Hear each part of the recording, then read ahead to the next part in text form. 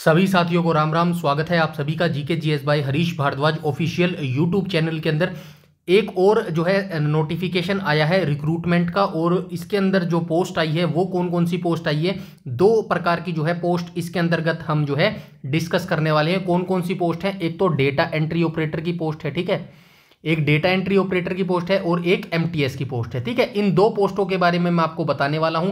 कहां पे ये नोटिफिकेशन आया है, भर्ती कहां पर रहने वाली है, इसका सिलेक्शन प्रोसीजर क्या रहने वाले है, ऑनलाइन फॉर्म जो है आपको कब से भरना है, लास्ट डेट क्या है, सिलेक्शन प्रोसीजर क्या रहने वाला है, एवरीथिंग डिटेल जो है मैं इस वीडियो के अंदर बताने वाला हूं। तो जो बच्चा 10वीं या फिर +2 पास वैकेंसी का वेट कर रहा है वो बच्चा इस वीडियो को अंत तक जरूर देखिएगा, ठीक है। तो चलिए बिना किसी टाइम वेस्ट के जो है वीडियो को शुरू कर लेते हैं। सबसे पहले आप यहां पे देख पा रहे होंगे निटकॉम लिमिटेड, ठीक है, जो ये वैकेंसी जो ऑर्गेनाइज कर रहा है, मतलब जो इसकी नियुक्ति करवाएगा वो निटकॉम लिमिटेड ही जो है ये भर्ती करवाने वाला है। ये क्या है, गवर्नमेंट ऑर्गेनाइजेशन यहां पे लिखा हुआ है ना, तो ये एक सरकारी संगठन है, ठीक है, ये एक सरकारी संगठन है। और इसके बाद हम आगे देखते हैं क्या क्या डिटेल यहां पर लिखी गई है, ठीक है। रीजनल ऑफिसर की ऑफिस की मैं बात करूं तो यानी कि जो इसका मुख्यालय है, निटकॉम का मुख्यालय है ना, वो चंडीगढ़ के अंदर अवस्थित है। और जो इसका दिल्ली ऑफिस है, दिल्ली के अंतर्गत जो इसका कार्यालय है वो कहां पर है, द्वारका नई दिल्ली के अंतर्गत इसका कार्यालय है, ठीक है। एवरीथिंग डिटेल मैं आपको जो है यहां पर बताने वाला हूं। तो अब बात कर लेते हैं वैकेंसी की, ठीक है। वैकेंसी एडवर्टाइजमेंट कौन सा निकाला गया है, 10/2025-26 जो है ये एडवर्टाइजमेंट निकाला गया है। नीचे क्या कह रहा है, application are invited from engagement of following eligible manpower on purely on outsourced basis for deployment in the office of Delhi development authority DDA new Delhi. तो मतलब स्पेशली साफ साफ ये बता रहा है, ये जो वैकेंसी निकाली गई है निटकॉम लिमिटेड के द्वारा, ये वैकेंसी प्योरली जो है कॉन्ट्रैक्ट बेस रहने वाली है, ठीक है, परमानेंट ये वैकेंसी नहीं है। ये वैकेंसी कहां पर निकाली गई है, जो DDA होता है ना, दिल्ली डेवलपमेंट अथॉरिटी, अभी आपने देखा भी होगा DDA का, अभी लास्ट टाइम जो है ऑफिशियल नोटिफिकेशन भी आया था, परमानेंट पोस्ट होती है DDA के अंदर, वो परमानेंट थी, लेकिन ये जो है आउटसोर्स पॉलिसी की है, मतलब कॉन्ट्रैक्ट बेस की है, ठीक है। आपकी जो जॉब लगेगी वो कहां पर लगेगी, दिल्ली डेवलपमेंट अथॉरिटी के जो ऑफिस है ना दिल्ली के अंदर, उसी के अंतर्गत जो है आपकी जॉब लगने वाली है। आइए आगे चलते हैं कि क्या क्या जो है इसके अंदर पोस्ट निकाली गई है। तो सबसे पहले मैं बात करूं डेटा एंट्री ऑपरेटर की जो है पोस्ट यहां पर निकाली गई है। इसके कितने पद हैं, 116 पद जो है इसके निकाले गए हैं। उसके बाद जो है मिनिमम क्वालिफिकेशन की बात करूं तो क्या क्वालिफिकेशन मांगी गई है, इंटरमीडिएट और इट्स इक्विवेलेंट, ठीक है, 12वीं पास आप होनी चाहिए या फिर उसके समकक्ष कोई जो है योग्यता आपके पास होनी चाहिए।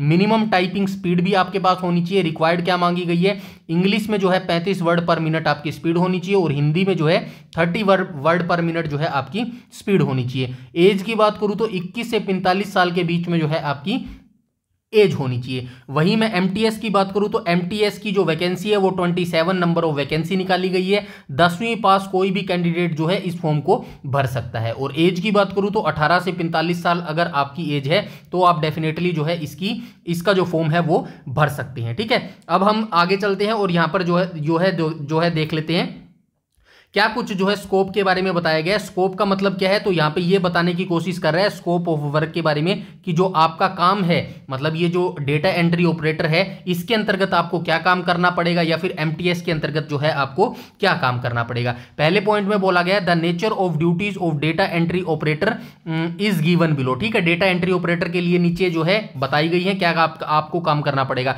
प्रिपरेशन ऑफ ड्राफ्ट आपको तैयार करने पड़ेंगे, डॉक्यूमेंट आपको तैयार करने पड़ेंगे, लेटर आपको तैयार करने पड़ेगा, taking direct dictation on computer, ठीक है, डिक्टेशन भी आपको करनी पड़ सकती है कंप्यूटर के ऊपर।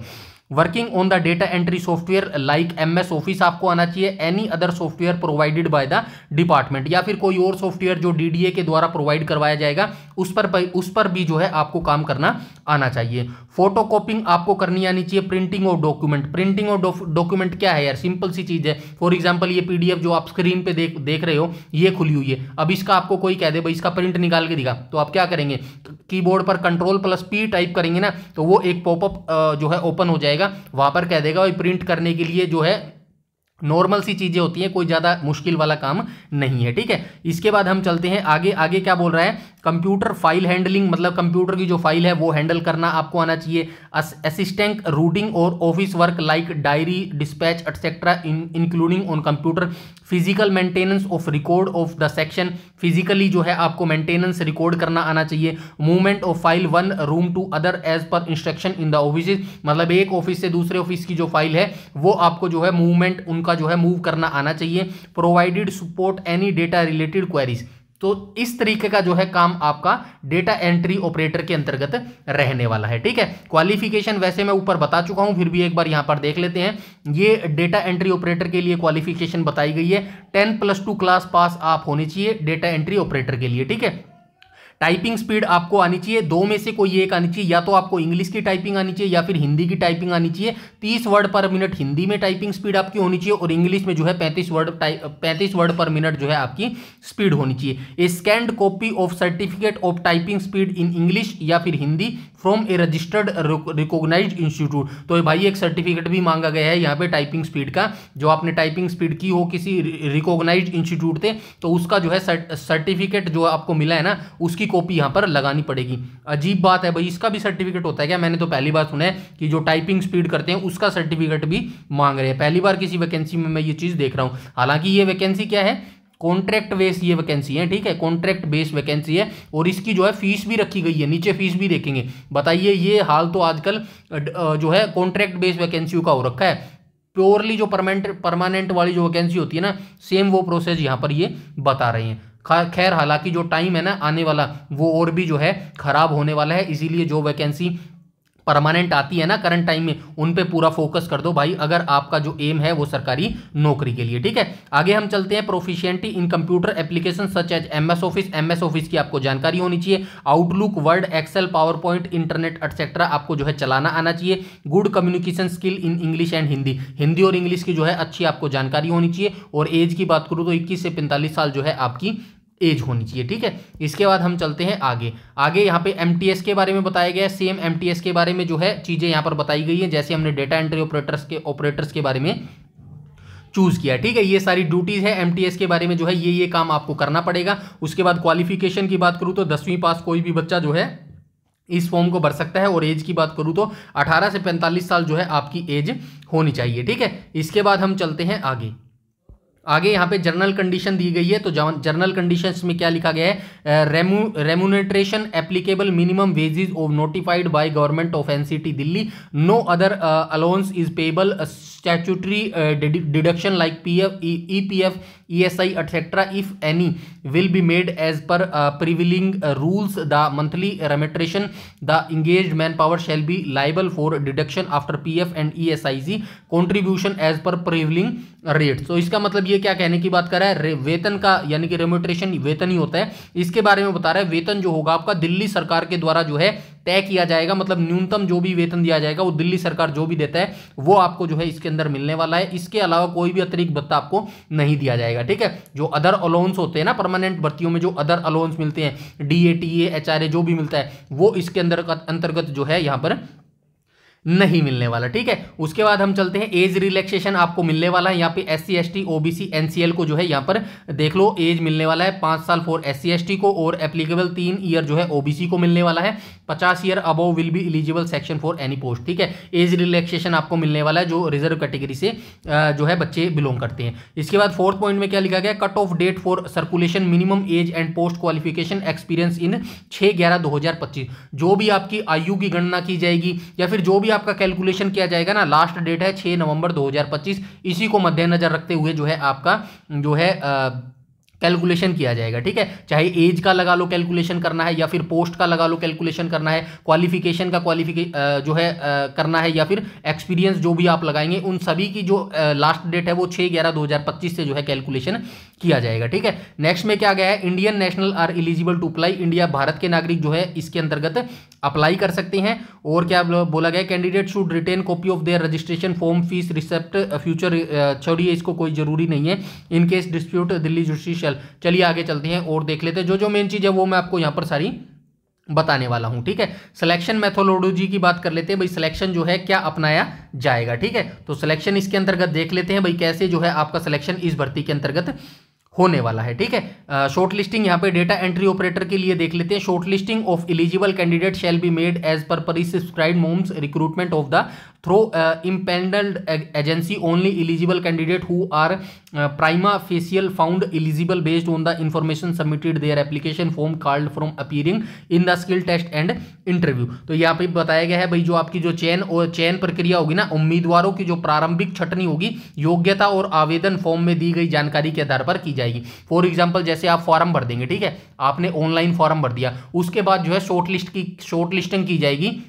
जितने भी कैंडिडेट जितने भी फॉर्म भरे, मान लीजिएगा कि 1 लाख जो है फॉर्म भर दिए, अब वो क्या करेंगे, जहां पर फॉर्म आपके गए हैं वो क्या करेंगे, 1 लाख को जो है शॉर्ट लिस्टिंग करेंगे। मतलब जरूरी नहीं है कि 1 लाख ही बच्चों का एडमिट कार्ड आएगा, ये मैं पहले ही बता देता हूं। कभी आपको लगे कि आपने फॉर्म भर दिया, फीस कटवा दी तो आपका एडमिट कार्ड आएगा, ऐसा नहीं है। वो शॉर्ट लिस्टिंग करेंगे, और जो शॉर्ट लिस्टिंग करेंगे वो किसके आधार पर करेंगे, वो आपकी योग्यता के आधार पर करेंगे, यानी कि आपकी जो क्वालिफिकेशन होगी उसके आधार पर जो है आपका ये चयन किया जाएगा। ठीक है, ओनली यहाँ पे क्या लिखा गया है, candidate found eligible for the post of data entry operator shall be undergo test in following. तो यहाँ पे ये लास्ट लाइन में क्या बताने की कोशिश कर रहा है, केवल योग्य उम्मीदवारों को ही स्किल टेस्ट, टाइपिंग और लिखित परीक्षा के लिए जो बुलाया जाएगा। ठीक है, वही चीज मैंने जो आपको बताई है, मतलब सभी बच्चे फॉर्म भरेंगे, इसका मतलब ये नहीं है कि रिटर्न टेस्ट या फिर एग्जाम के लिए आपको बुलाया जाएगा। वो शॉर्ट लिस्टिंग करेंगे, और शॉर्ट लिस्टिंग जो है आपकी जो आपके क्वालिफिकेशन है उसके आधार पर जो है आपकी शॉर्ट लिस्टिंग की जाएगी। अब डेटा एंट्री ऑपरेटर के लिए क्या एग्जाम होने वाला है, तो ये देखो, टाइपिंग टेस्ट इन इंग्लिश या फिर हिंदी ओनली 1 लैंग्वेज, मतलब इंग्लिश या फिर हिंदी किसी भी एक लैंग्वेज में आपको जो है टाइपिंग टेस्ट देना होगा। 5 मिनट का समय दिया जाएगा, इंग्लिश या फिर हिंदी। इंग्लिश के लिए 35 वर्ड पर मिनट आपकी स्पीड होनी चाहिए, हिंदी के लिए जो है 30 वर्ड पर मिनट स्पीड होना चाहिए। उसके बाद जो है टाइपिंग टेस्ट के बाद आपका क्या होगा, एमसीक्यू बेस्ड टेस्ट होगा, इंग्लिश एंड कंप्यूटर नॉलेज, मतलब इंग्लिश और जो कंप्यूटर है ये नॉलेज आपकी चेक की जाएगी। 20 मिनट आपको समय दिया जाएगा, 20 क्वेश्चन आपके पूछे जाएंगे, और मल्टीपल चॉइस क्वेश्चन यानी कि एमसीक्यू जो है आपसे पूछे जाएंगे। आई होप 10 क्वेश्चन इंग्लिश के आपसे पूछे जाएंगे और 10 क्वेश्चन जो है कंप्यूटर से आपसे पूछे जाएंगे। ये टेस्ट जो है आपका डेटा एंट्री ऑपरेटर के लिए रहने वाला है। ठीक है, उसके बाद क्या कहा गया, only shortlisted candidate based on the merit of the skill test and written test shall be called further of participate in the selection procedure and will be intimated through electronic mode personal interaction document verification. ठीक है, तो same ही चीज यहां पे लिखी गई है कि जो मैंने आपको बताई है कि टाइपिंग और लिखित परीक्षा के मेरिट के आधार पर जो है उम्मीदवारों को अगला चरण जो डॉक्यूमेंट वेरिफिकेशन होगी उसके लिए जो है बुलाया जाएगा। सूचना जो होगी ना, इन्फॉर्मेशन आपको कैसी दी जाएगी, इन्फॉर्मेशन जो है आपकी ईमेल के थ्रू दी जाएगी। ठीक है, और जो आपका फॉर्म है ना वो भी ईमेल से ही आपका फॉर्म भरा जाएगा, इसीलिए फॉर्म भरते समय एक्टिव ईमेल देना जिसका आपको पासवर्ड पता हो, इन फ्यूचर में उसकी जरूरत पड़ने वाली है। ठीक है, आगे चलते हैं। यहाँ पे मल्टीटास्किंग स्टाफ के लिए बताया गया क्या प्रोसेस आपकी मल्टीटास्किंग स्टाफ के लिए रहने वाली है। तो मल्टीटास्किंग स्टाफ के लिए यहाँ पे क्या बोला गया है, तो यहाँ पे बोला गया है तो मल्टीटास्किंग स्टाफ के लिए MCQ based test check English का आपका क्वेश्चन पेपर आएगा, जनरल नॉलेज आपके क्वेश्चन पूछे जाएंगे, और जनरल एबिलिटी से आपके क्वेश्चन पूछे जाएंगे। ठीक है, 30 मिनट का समय दिया जाएगा, 30 क्वेश्चन आपसे पूछे जाएंगे, और एमसीक्यू जो है आपका ये पेपर जो है होने वाला है। ठीक है, इसके बाद हम चलते हैं आगे। आगे क्या लिखा गया है, सेम प्रोसेस यहाँ पे लिखी गई है, कोई ज्यादा जानकारी नहीं है, जो ऊपर डेटा एंट्री ऑपरेटर के लिए था ना सेम ही जो है यहाँ पर लिख के बताया गया है। ठीक है, उसके बाद प्रोसीजर और submission online application, online form आपको भरना पड़ेगा।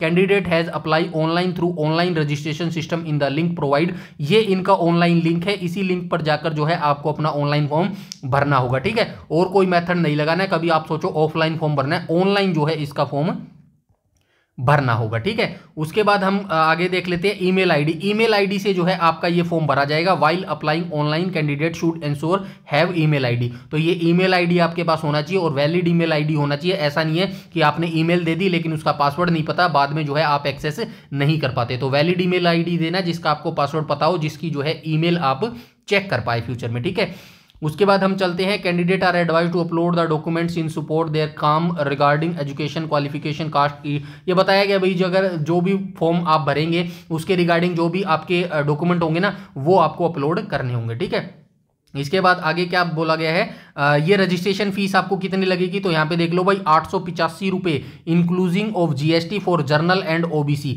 जर्नल एंड ओबीसी के जितने बच्चे हैं उनको 885 रुपये जो फीस है वो पेमेंट करनी पड़ेगी, और 531 रुपये जो है वो एससी एंड एसटी कैटेगरी के जो बच्चों को जो है वो फीस पेमेंट करनी पड़ेगी। लास्ट डेट यहाँ पे बता दी गई, लास्ट डेट जो है 6 नवंबर 2025 रात के 11:59 तक। ठीक है, तो रात के जो है 11:59 तक 6 नवंबर तक जो है आप अपना फॉर्म भर सकते हैं। आज क्या तारीख होगी, आज 2 नवंबर हो गई, तो जो भी इंटरेस्टेड कैंडिडेट है वो फटाफट जो है अपना फॉर्म भर दीजिएगा। ठीक है, बाकी यहाँ पे ये देखो ये क्या बताया गया है, tentative date for conducting CBT और टाइपिंग टेस्ट इज ऑन 9/11/2025। तो ये एग्जाम डेट और जो है आपकी स्किल टेस्ट डेट भी यहाँ पे बता दी गई है। ये टेंटेटिव है बट फिर भी आप मान के चलिएगा कि इसी डेट पर जो है आपका टेस्ट होने वाला है। ठीक है, टाइपिंग टेस्ट और जो सीबीटी होगा ना वो 9 नवंबर 2025 को जो है आपका टेस्ट भी कंडक्ट करवा लिया जाएगा। ठीक है, और जो आपके एडमिट कार्ड हैं वो 2 दिन पहले जो है आपके एडमिट कार्ड आ जाएंगे। आपकी ये ईमेल जो आप प्रोवाइड कराएंगे ना, तो वो ईमेल आईडी पर जो है आपके एडमिट कार्ड भी आ जाएंगे। ठीक है, ये नोटिफिकेशन था जो निकाला गया है निटकॉम लिमिटेड के द्वारा। ठीक है, निटकॉम ही है ना, हाँ निटकॉम ही है। ठीक है, तो ये मैंने आपको बता दिया है, निटकॉम लिमिटेड के द्वारा जो है नोटिफिकेशन निकाला गया है। डेटा एंट्री ऑपरेटर और एमटीएस की पोस्ट का नोटिफिकेशन निकाला गया है। 116 पोस्ट डेटा एंट्री ऑपरेटर और 27 पोस्ट मल्टीटास्किंग स्टाफ के लिए निकाली गई है। ठीक है, एवरीथिंग डिटेल मैं यहाँ पर आपको बिल्कुल खोल के आसान भाषा में समझा चुका हूँ। फिर भी कोई डाउट आपका रह जाता है पूछने के लिए तो आप कमेंट सेक्शन में कमेंट करके पूछ सकते हैं। ठीक है, आप अप्लाई कर दीजिएगा अगर आप इंटरेस्टेड है। कॉन्ट्रैक्ट बेस्ड ये वैकेंसी रहने वाली है। ठीक है, इस वीडियो में इतना ही, और इन फ्यूचर के अंतर्गत ऐसी ही भर्तियों की जानकारी लेने के लिए आप चैनल को सब्सक्राइब कर लीजिएगा और बेल आइकन बटन को टैप कर लीजिएगा ताकि समय पर आपको सारी नोटिफिकेशन मिलती रहे। इस वीडियो में इतना ही, तब तक के लिए धन्यवाद।